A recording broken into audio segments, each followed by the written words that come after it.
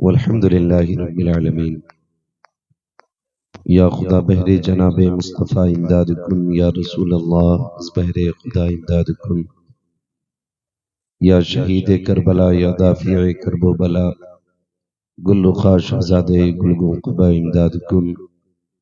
غوث اعظم بمن بے سر و سامہ مدد، قبلہ دین مدد، کعبہ ایمہ مدد، بگرداب بلا افتاد کشتی مدد کن مدد کن مدد کن، یا معین الدین چشتی قادری امنارے، یا غوث اعظم میزنم دمز شیخ احمد رضا خان قطب عالم میزنم، بلغ العلا بکمالہ کشف الدجا بجمالہ، حسنت جمیع خصالہ صلو علیہ وآلہ۔ کروں تیرے نام پہ جاں فدا، نہ بس ایک جاں دو جہاں فدا، دو جہاں سے بھی نہیں جی بھرا، کروں کیا کروڑوں جہاں نہیں۔ جس کو اپنے نبی سے جتنی محبت کا احساس ہو، کوشش کریں اتنی آواز کے ساتھ رسول اور آل رسول کی بارگاہ میں درود و سلام کی ڈالیاں نچھاور کریں، پڑھیں باواز بلند اللہم صلی علی سیدنا و شفیعنا و نبینا و مولانا محمد معدن الجود والکرم و آلہ و اصحابہ و بارک وسلم، صلاۃ و سلام علیکہ یا رسول اللہ صلی اللہ تعالی علیہ وسلم۔ میں سب سے پہلے مبارکباد پیش کرتا ہوں تمام اراکین کمیٹی، بانیان جلسہ اور جملہ عاشقان مصطفیٰ کو، جنہوں نے اس محفل کو سجانے میں دامے درمے قدمے سخنے جس طرح سے بھی حصہ لیا۔ اللہ کریم سب کی کوششوں کاوشوں اور محنت کو اپنی بارگاہ میں قبول فرمائے، اور پروردگار عالم آج کی اس محفل کو ہم سبوں کے لیے ذریعہ نجات بنائے۔ شروع سے لے کر اب تک آپ نے خوبصورت انداز میں نعت و منقبت کے اشعار بھائی محمد علی فیضی اور بھائی احمد الفتاح صاحب سے سماعت کی ہے۔ ان کے علاوہ آپ نے دیگر اشخاص سے بھی نعت و منقبت اور تقریر سماعت کی۔ میں غالباً محفل کی آخری کڑی کی شکل میں آپ حضرات کے سامنے حاضر ہوا۔ یہ بات بالکل حقیقت ہے کہ رات بہت بڑی ہو رہی ہے اور ایک کے اوپر سوئی جا چکی ہے، اور آپ لگ بھگ جہاں تک میں سمجھتا ہوں 8 ساڑھے 8 بجے سے یہاں بیٹھے ہوئے ہوں گے۔ اب اس میں ضرورتیں بھی ہوتی ہیں جو اہم ہوتی ہیں، ضروری کام ایسے ہوتے ہیں جو کرنے ہی پڑتے ہیں۔ تو اگر کسی کا اتنا ضروری کام ہو کہ جو اٹھے بغیر نہ ہوتا ہو تو مہربانی کر کے اٹھ جائیں اور اپنا کام کر لیں۔ میں دیکھ رہا تھا حسان بھائی نے چند ضرورت مند لوگوں کو پکڑ لیا تھا، اگر تھوڑی دیر اور پکڑے رہتے نا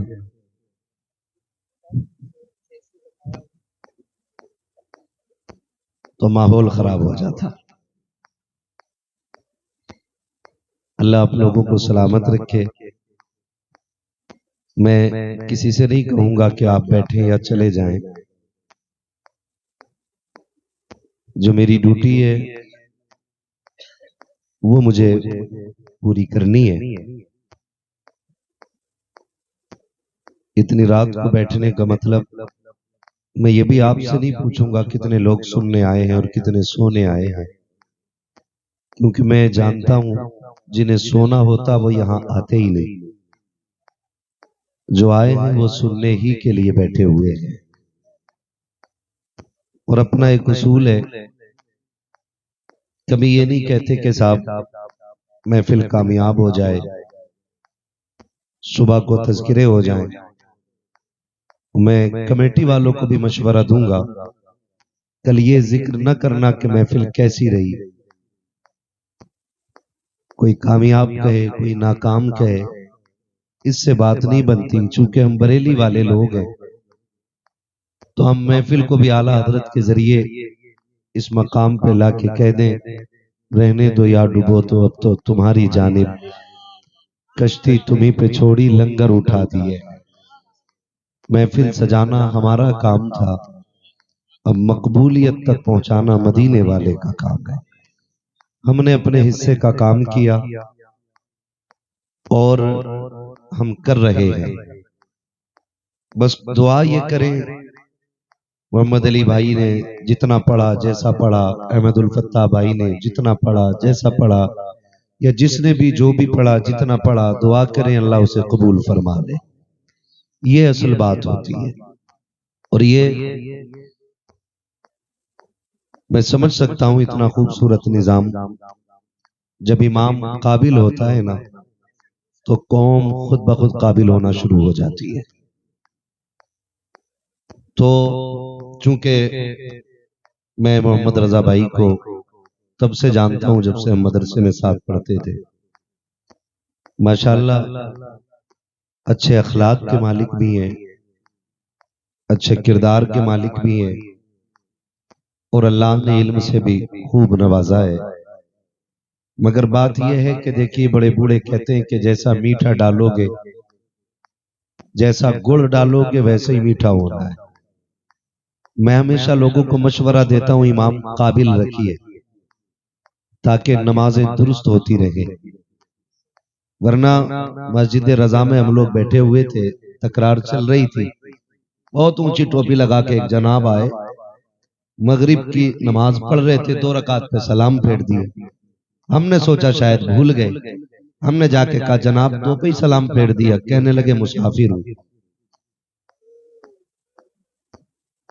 وہ مغرب میں بھی قصر کر بیٹھے۔ تو قابلیت ٹوپی اور جبہ و دستار میں نہیں ہوتی ہے، آپ امام اچھے رکھیں تاکہ نماز اچھے سے ادا ہوتی رہے۔ ورنہ کئی بار مسجدوں میں جانا ہوتا ہے نا، قاری محمد علی صاحب ماشاءاللہ ہمارے اچھے حافظ بھی ہیں، شاندار قاری بھی ہیں، یہ جتنی اچھی نعت پڑھتے ہیں نا اس سے کہیں زیادہ اچھا یہ قرآن پڑھتے ہیں۔ کبھی ان سے قرآن بھی سنیے گا، کبھی کہیے گا آج ہمیں قرآن سنائے، لیکن شوق ختم ہوتا جا رہا ہے قرآن کا ہمارے بیچ سے، پتہ ہی نہیں ہے قرآن کی تلاوت کی لذت کیا ہے۔ قرآن میں اللہ نے وہ کیفیت رکھی ہے، اگر سمندر کے کنارے اچھا قاری پڑھ دے تو واقعی مچھلیاں تیرنا بھول کر کے کنارے پہ قرآن سننے آ جائے۔ نعت پڑھنا انہوں نے بعد میں شروع کیا، کئی سارے قرات کے مقابلے جیتے، تو یہ شاندار قاری بھی ہیں۔ اور کچھ لوگوں کے علم میں اضافہ کرنے کے لیے بتا دوں کہ جہاں شاندار حافظ ہیں، قاری ہیں، اچھے عالم بھی ہیں، فاضل بھی ہیں۔ ہاں کئی بار نعت خواہ جب نام آتا تو تصور میں جہالت آتی ہے، یہ بھی سمجھ لیں۔ کمنٹ میں لوگ کچھ بھی لکھ دیتے، کبھی گھر آؤ تو انشاءاللہ گردانے بھی یاد کرائیں گے، ملا حسن بھی پڑھائی جائے گی،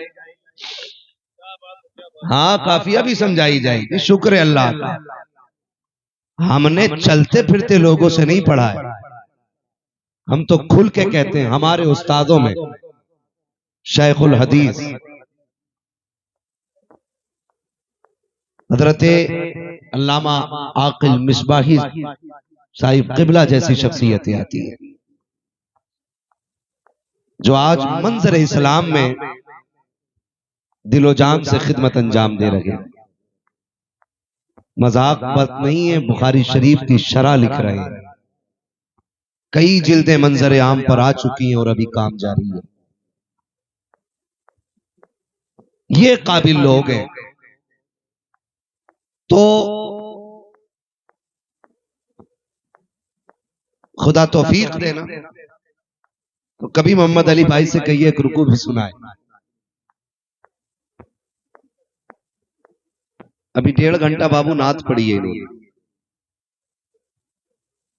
اللہ آپ لوگوں کو سلامت رکھے، امام اچھے رکھیے، کئی بار مسجدوں میں جانا ہوتا ہے نا تو دل کرتا نیت توڑ کے بھاگ جائے.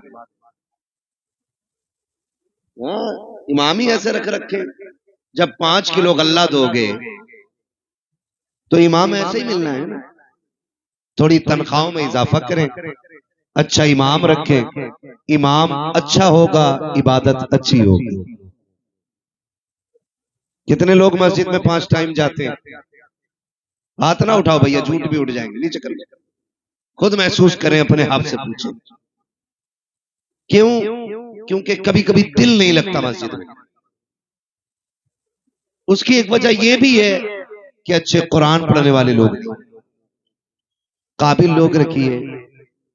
اور ہم تو یہ سوچتے ہیں کہ اگر ایک دن امام صاحب گھر چلے جاویں نا تو مقتدیوں میں جھگڑا ہو جا, مصلی پہ مجھے آنا. دکھ چل گئے تو مجھ سے پہلے تو کیسے امام صاحب کے پیچھے میں کھڑا ہوتا ہوں. کبھی کہہ رہے آذان میں پڑھتا ہوں, نماز بھی میں ہی پڑھاؤں گا. مصلی اتنا ہلکا نہ سمجھیے گا. ہم سارے ہی اعلیٰ حضرت والے لوگ ہیں. کسی نے اعلیٰ حضرت سے پوچھا آپ کو کتنا علم ہے؟ علم کتنا ہے؟ آج تک تحقیق چل رہی ہے. ایک ایک شعر کی تشریح ہو رہی ہے, لیکن شعر کی تشریح مکمل نہیں ہو رہی ہے. سینکڑوں سال بیت گئے لیکن اعلیٰ حضرت ابھی سمجھ میں نہیں آ رہے ہیں. تو وہ کیا کہتے ہیں؟ انہوں نے کہا کہ بس اتنا علم ہے کہ میں اپنی نماز صحیح پڑھ لیتا ہوں. اب سوچئے کتنے علم کی ضرورت ہے نماز کے درست ہونے کے لیے. کتنے علم کی ضرورت ہے نماز کے درست ہونے کے لیے. اعلیٰ حضرت جیسا عالم کہہ رہا ہے کہ بس اتنا علم ہے کہ اب اپنی نماز درست کر لیتا ہوں. یہاں تو ایک آئے ٹوپی اوڑھ کے, داڑھی بھی پوری تھی, ان سے کہا نماز پڑھا تو کہہ رہے ہولے والی پڑھا لیتا میں. زور سے والی نہیں پڑھا پاتا, ہولے والے, دھیرے والے. کہا دھیرے والی کیا تیز والی کیوں نہیں, کہ اس میں بھول جاتا ہوں. تو یہ کنڈیشنز ہماری ہیں. یہ جو ہمارے جلسے ہوتے ہیں نا, ان جلسوں کا مقصد کیا؟ ان جلسوں کا مقصد صرف اتنا ہوتا ہے تاکہ ہم ان جلسوں میں آ کے یہ سیکھیں کہ ہم دنیا میں آئے کیوں, ہمارے دنیا میں آنے کا مطلب کیا تھا. آئے, عمارتیں بنائیں, بلڈنگیں بنائیں, پلاٹ خریدے, چلے گئے. کیا یہ مقصد تھا؟ کیا یہ حد ہے؟ کیا اسی لیے ہم آئے؟ نہیں. اعلیٰ حضرت نے بات صاف کر دی, زمین و زمان تمہارے لیے, مکین و مکان تمہارے لیے, چنین و چنا تمہارے لیے, بنے دو جہاں تمہارے لیے, دہن میں زباں تمہارے لیے, بدن میں ہے جاں, بدن میں ہے جاں, بدن میں ہے جاں, بدن میں ہے جاں. کچھ لوگ ابھی سردی میں ٹھٹر کے بیٹھے, بولنا نہیں چاہ رہے. بولیں گے تو گرمائی آئے گی. دیکھا نا مجھے سائنس آتی ہے, کتنی اندر کی بات بتائی. بولیں گے تو گرمائی آئے گی. دہن میں زباں, بدن میں ہے جہاں, ہم آئے یہاں, اٹھے بھی وہاں. جو نہیں بول رہے وہ اٹھ جائیں, جو کھڑے انہیں بیٹھنے کا موقع مل جائے. ہاں, کبھی کبھی ایسا ہوتا ہے انہی کو جام ملتا ہے جنہیں پینا نہیں آتا ہے نا. اگر قسمت سے کچھ سست لوگ آگے بیٹھ گئے تو وہ اٹھ کے ادھر چلے جائیں, جو مضبوط لوگ ہیں وہ تھوڑے سے آگے آ جائیں. ہم آئے یہاں, اٹھے بھی وہاں, صبا وہ چلے کہ باغ پھلے, وہ پھول کھلے کہ دن ہو بھلے, لیوا کے تلے ثنا میں کھلے, رضا کی زباں, رضا کی زباں تمہارے لیے. اب اتنا تو سمجھ میں آ گیا ہم آئے کیوں ہیں.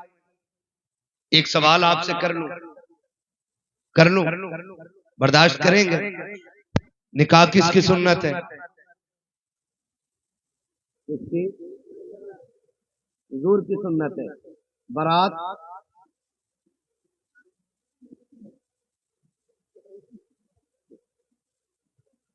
اور یہ بیٹی کے گھر جا کے جو ٹھلوے روٹی توڑتے ہیں, یہ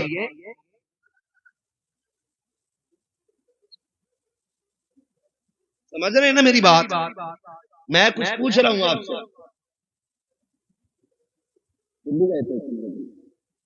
بچنا ہے نا. جو بارات میں جا کے روٹی توڑتے ہیں یہ نکاح کیا ہے بولے ہیں. جن کا ہو گیا وہی کیوں بول رہے ہیں؟ بولو ذرا کیا ہے؟ کس کی؟ رسول اللہ کی.